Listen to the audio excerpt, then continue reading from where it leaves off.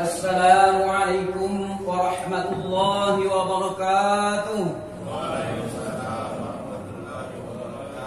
Allahu akbar, Allahu akbar, Allahu akbar. Allahu akbar, Allahu akbar, Allahu akbar. Allahu akbar, Allahu akbar, Allahu akbar. Allahu akbar kabira, walhamdulillahi katsira, wa subhanallahi bukratan wa asila. La ilaha illallah wahdahu sadaqa wa'dah wa nasara 'abdah wa a'azza jundahu wa hazamal ahzaba wahdah. La ilaha illallah wallahu akbar. Allahu akbar walillahil hamd. Alhamdulillahil malikil qahhar. Ahmaduhu subhanahu wa ta'ala ni'ma ta'tawalla kal amtar. Washkurhu ala maradifil fadlil madar. Ashhadu an la ilaha illallah wahdahu la syarika lah. Wa ashhadu anna sayyidina wa nabiyyana Muhammadan abduhu wa rasuluh. Allahumma salli wa sallim wa barik ala sayyidina Muhammad wa ala alihi wa sahbihi al-abrar. Amma ba'du, fa ya ayuhan nas ittaqullah wa'lamu anna yawmakum hadha yawm fadl wa 'id syariful jalil. Rafa'a Allah ta'ala qadrahu wa azhar wa sammahu yawmal hadi akbar. Masyarul muslimin, sidang salat Id yang berbahagia. Nama yang paling utama, sama-sama kita mengucapkan puji syukur alhamdulillah kepada Allah Subhanahu wa taala, yang mana kiranya sampai saat ini Allah masih tetap melimpahkan nikmat-Nya yang tidak putus-putusnya kepada kita bersama.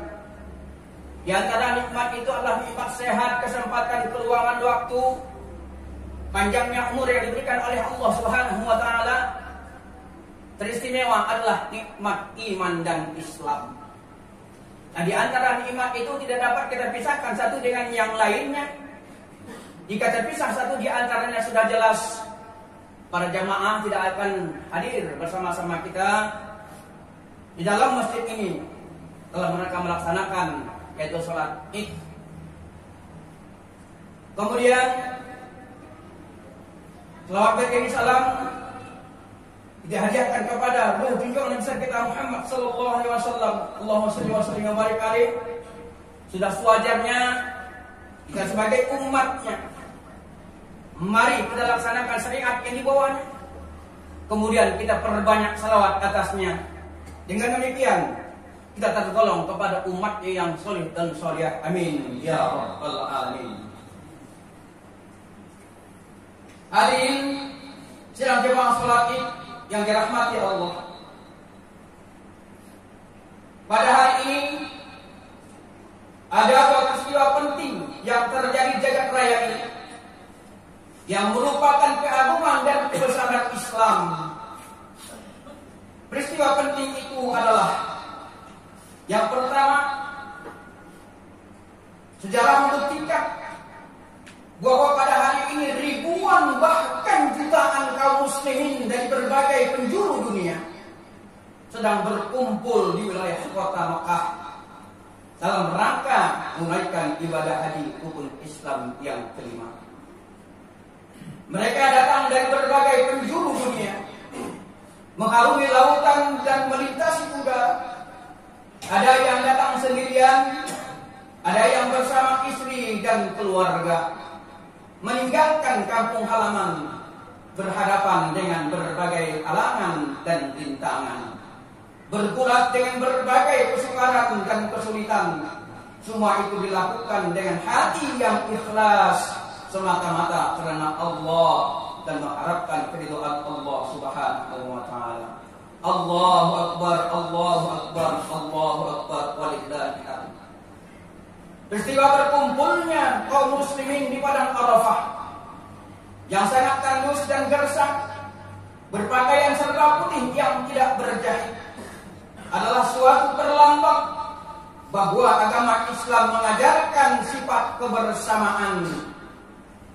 Islam tidak membedakan antara orang yang kaya dengan rakyat jelata, dan tidak pula membedakan antara majikan dengan seorang buruh. Kesan yang pengaruh yang diharapkan dari peristiwa ini agar umat Islam menyadari, merasa berkewajiban untuk memupuk semangat kebersamaan itu dan menghilangkan perbedaan-perbedaan karena ekonomi dan sebagainya. Orang-orang yang kaya jangan memandang remeh terhadap orang-orang yang miskin, dan jangan pula memperlakukan mereka secara sewenang-wenang. Dan mereka yang sedang memegang jabatan jangan bertindak seenaknya sendiri, apalagi menindas dan merampas hak orang lain yang tidak berdaya. Kita harus ingat bahwa tujuan kita hidup adalah untuk beribadah kepada Allah Subhanahu wa taala. Dan derajat kita di sisi Allah Subhanahu wa taala adalah sama. Hanya saja yang membedakan ketakwaannya dan kebersihan hatinya. Sabda baginda Rasulullah sallallahu alaihi wasallam, "Innallaha la yanzuru ila ajsamikum wala suwarikum, walakin yanzuru ila qulubikum wa a'malikum." Sesungguhnya Allah tidak melihat wajah kamu dan warna kulit kamu, tetapi Allah melihat hati kamu dan amal perbuatan kamu. Hadis tersebut diperkuat dengan firman Allah Subhanahu wa taala, "A'udzubillahi minasyaitonir rajim. Ya ayyuhan nas, inna khalaqnakum min dzakarin wa unsa wa ja'alnakum syu'uban wa qabaila lita'arafu. Inna akramakum 'indallahi atqakum. Innallaha 'alimun khabir." Artinya, hai manusia, sesungguhnya kami jadikan kamu dari laki-laki dan perempuan, dan kami jadikan kamu berbangsa-bangsa dan bersuku-suku, supaya kamu saling kenal mengenal. Sesungguhnya orang yang paling mulia di sisi Allah adalah orang-orang yang paling takwa di antara kamu. Sesungguhnya Allah Maha mengetahui. Allahu Akbar, Allahu Akbar, Allahu Akbar, walillahil hamd. Masyaallah muslimin sedang salat yang dirahmati Allah. Peristiwa kedua yang terjadi pada hari ini adalah puluhan juta bahkan ratusan juta umat Islam di berbagai negara di muka bumi ini datang ke masjid-masjid atau tanah lapang untuk melaksanakan sholat Idul Adha. Mereka datang dengan tujuan yang sama, yaitu mengharapkan keridhaan Allah Subhanahu wa taala, bukan bertujuan mencari keuntungan-keuntungan pribadi, tetapi semata-mata didorong oleh semangat dan kepatuhan terhadap perintah Allah Subhanahu wa taala. Perintah melaksanakan sholat Idul Adha ini digandengkan pula dengan perintah menyembelih kurban, sebagaimana ditegaskan Allah dalam Al-Quran surah Al-Qasas ayat 1-2. A'udzubillahi minasyaitonir rajim. Bismillahirrahmanirrahim. Inna a'tainakal kautsar fasholli li rabbika wanhar. Sesungguhnya kami, kata Allah, telah memberikan nikmat yang banyak kepada. Oleh sebab itu, dirikanlah sholat dan berkurbanlah. Perintah menyembelih hewan kurban yang pertama kali dilakukan oleh Nabi Allah Ibrahim alaihissalam dengan menyembelih putranya Ismail. Selanjutnya diteruskan oleh Nabi Muhammad sallallahu alaihi wasallam sebagai syariat Islam yang harus kita laksanakan setiap tahunnya.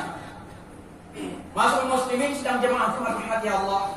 Pernahkah kita berpikir jika ketika Nabi Ibrahim alaihissalam ketika menyembelih anaknya Ismail putus ketika itu, maka sudah menjadi syariat kita lah. Kita pun akan melakukan kurban dengan anak kita. Mungkin kita berpendapat, kalau kita mempunyai anak 5 barangkali, 2-3 yang barangkali yang menyusahkan kedua orang tuanya, mungkin yang 2 itu kita musnahkan, akan kita sembelihlah pula. Namun Allah tidak demikian. Allah ganti dengan hewan sembelihan, yaitu berupa kambing. Nah, bagi orang-orang yang mampu, bahkan ada peringatan yang keras dari Nabi kita Muhammad sallallahu alaihi wasallam, "Man kana lahu syatan falam yudhi falyamut in syaa'a yahudiyya aw nasraniyya." Nah, barang siapa yang diberi keluasan rezeki atau kemampuan untuk berkurban tetapi tidak mau berkurban, jika kita perhatikan keutamaan ibadah kurban ini, maka siapa pula dari antara kita yang tidak ingin untuk melaksanakannya? Sabda Nabi sallallahu alaihi wasallam, para sahabat pernah bertanya kepada Nabi, "Ya Rasulullah, apakah kurban itu?" Jawab Rasul, "Itulah sunnah bapak kalian, yaitu Ibrahim alaihissalam." Kemudian sahabat bertanya lagi, "Apakah yang kami peroleh dari kurban itu ya Rasul?" Jawab Rasul, "Setiap bulu atau rambutnya adalah merupakan kebaikan." Kemudian sahabat bertanya lagi, "Bagaimana dengan bulu halusnya ya Rasul?" Ya Rasulullah, bahwa setiap bulu yang halus itu juga adalah kebaikan. Hadis riwayat Ibnu Majah Tirmidzi. Allahu akbar, Allahu akbar, Allahu akbar, walillahil hamd. Jika kita ingin bertanya, ada berapa helai bulu pada setiap ekor kambing atau lembu? Tentu saja kita tidak sanggup menghitungnya. Sungguh merupakan kebajikan yang amat teramat banyak. Dalam ibadah kurban ini menyimpan beberapa hikmah dan pelajaran yang berharga bagi umat Islam. Di antaranya adalah bahwa agama Islam adalah agama yang mengajarkan nilai-nilai sosial kemasyarakatan dan mengajarkan kepada pemeluknya agar memiliki semangat berkurban serta rasa kasih sayang kepada sesamanya.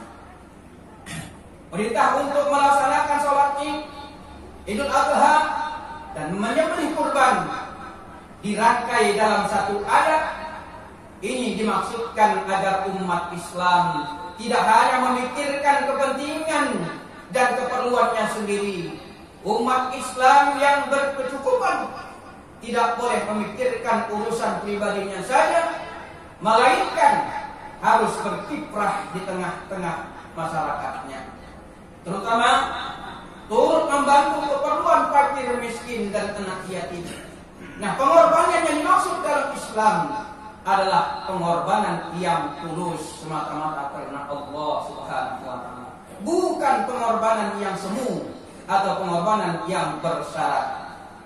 Lebih tegas lagi, bagi umat Islam yang memiliki kelebihan harta tetapi tidak turut memikirkan kesejahteraan anak yatim fakir miskin, dianggap sebagai pendusta agama.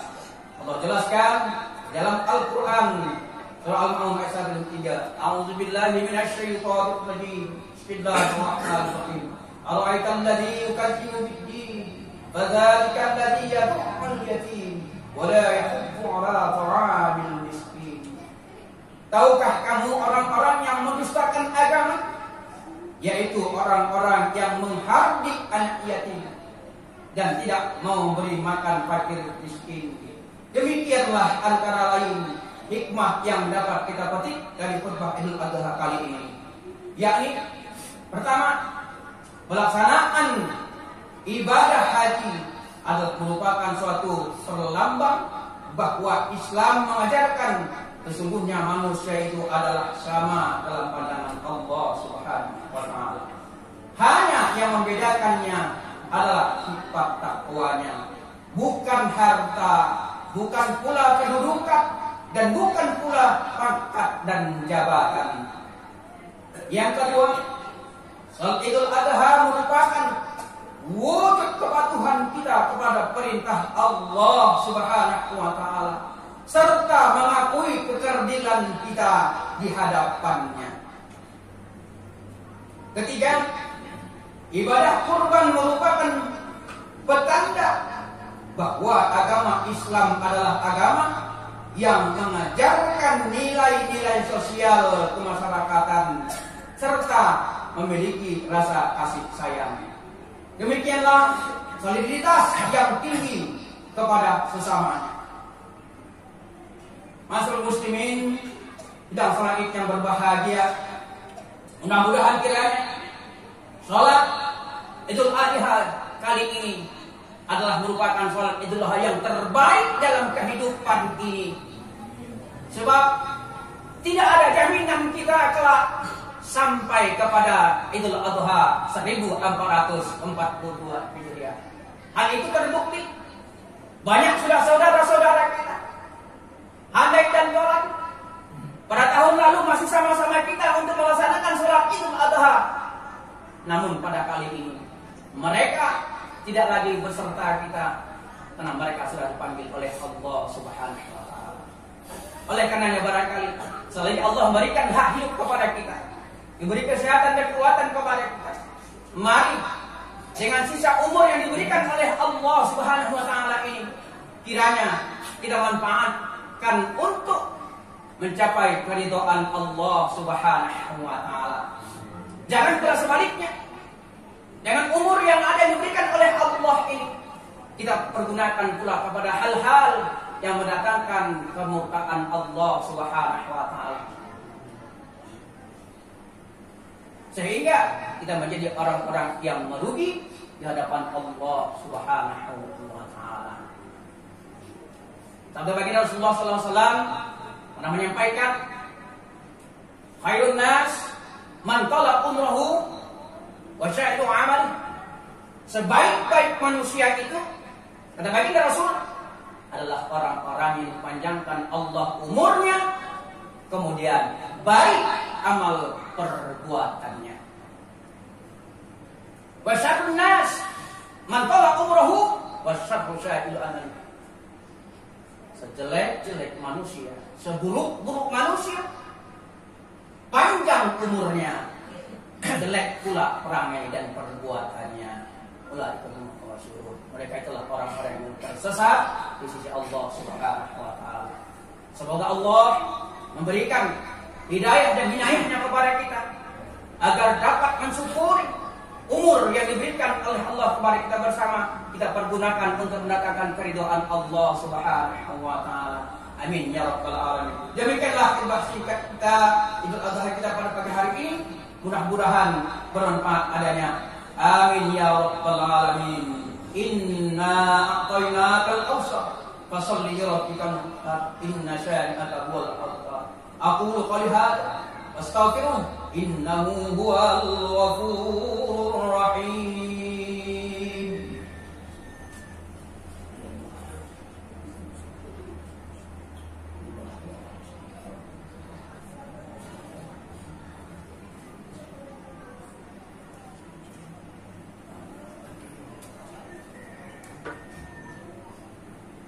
Allahu akbar, Allahu akbar, Allahu akbar.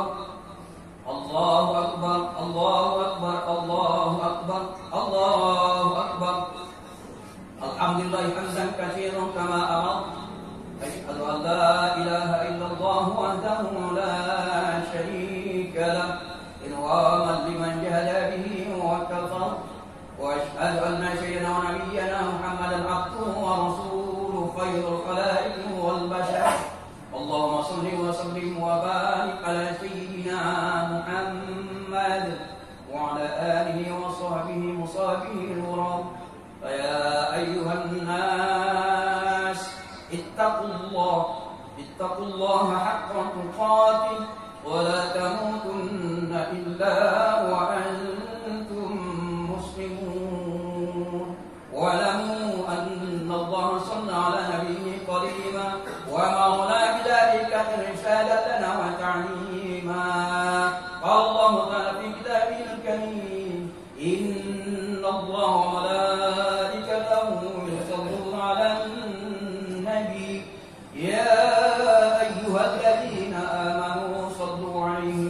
وسلموا تسليما اللهم صل وسلم على سيدنا محمد سيد المرسلين وعلى آله وأصحابه وقرابته وأزواجه وذريته أجمعين وارض اللهم على أربعة الخلفاء الراشدين سيدنا أبي بكر وعمر وعثمان وعلي وعلى بقية الصحابة والتابعين وتابع التابعين ومن تبعهم بإحسان إلى يوم الدين وعلينا معهم برحمتك يا أرحم الراحمين اللهم اغفر لنا وللمسلمين والمسلمات والمؤمنين والمؤمنات الأحياء منهم والأموات إنك يا الله سميع قريب مجيب الدعوات آمين يا الله آمين يا قاضي الحاجة اللهم اجعلنا يا الله من التوابين واجعلنا يا الله من المتطهرين واجعلنا يا الله من الشاكرين واجعلنا يا الله من الصابرين واجعلنا يا الله من عبادك المتقين واجعلنا يا الله من عبادك الصالحين ربنا افتح بيننا وبين قومنا بالحق وأنت خير الفاتحين ربنا آتنا في الدنيا حسنة وفي الآخرة حسنة وقنا عذاب النار والحمد لله رب العالمين عباد الله إن الله يأمركم بالعدل والإحسان وإيتاء ذي القربى وينهى عن الفحشاء والمنكر والبغي يعظكم لعلكم تذكرون فاذكروا الله يذكركم واشكروه على نعمه يزدكم واسألوه